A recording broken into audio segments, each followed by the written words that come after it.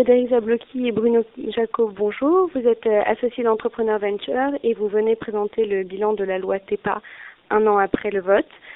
Pouvez-vous nous rappeler les montants levés pour les FIP ISF l'an passé et ce que représente leur part dans le total de la collecte? Bonjour, Frédéric Zablocki. Donc l'an passé, il y a eu 1,1 milliard de levées pour la loi TEPA, tout confondu, holding, investissement direct, FCPI, FCPR et FIP.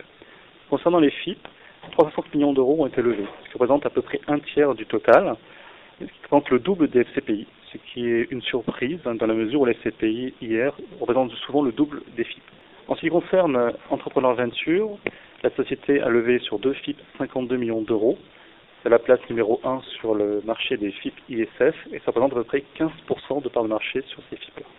Pouvez-vous dresser un bilan des FIP ISF d'Entrepreneur Venture? Oui, bonjour, Bruno Jacob.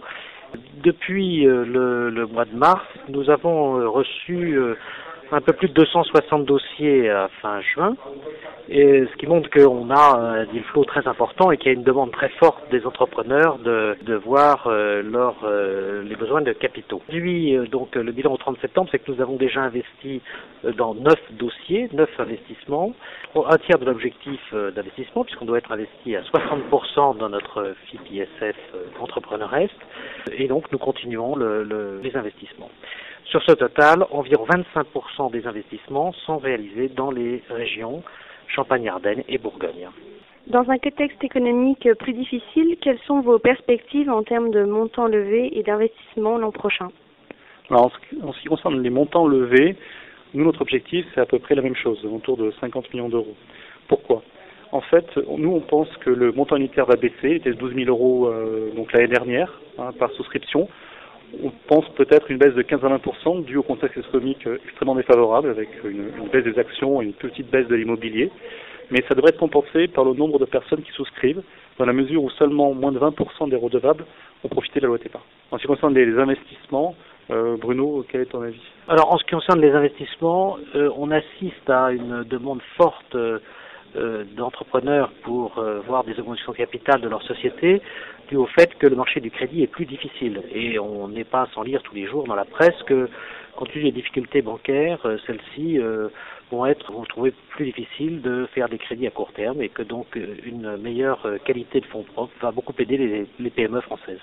Pouvez-vous nous expliquer la différence entre les FIP ISF et les FCPI ISF et pourquoi vous avez porté votre choix sur les FIP? Oui, c'est important dans la mesure où on voit que l'année dernière, il y a eu le double de FIP levés par rapport au FCPI. En fait, il y a une grande différence au niveau des montants et des ratios. Le ratio important, c'est que dans les FIP, il y a 20% de ceux de moins de 5 ans, alors que les FCPI, il y a 40%. Et autre chose de très important, c'est que dans les FCPI, vous êtes obligé d'avoir un label en VAR, donc d'avoir des sociétés innovantes uniquement, alors que dans les FIP, vous êtes tout secteur. Alors nous, pourquoi Entrepreneur Venture a choisi le FIP? Parce que nous, on pense qu'il y a des pépites à trouver dans les régions. C'est quelque chose qui est important, et donc c'est pour ça qu'on préfère les FIP. Et surtout, parce que c'est tout secteur. Tout secteur dit plus défensif, et nous on pense que dans cette période un peu troublée, avoir un produit plus défensif rentrera une clientèle plus importante. Et on n'en fait que des FIP chez Entrepreneur Venture, c'est aussi une réalité.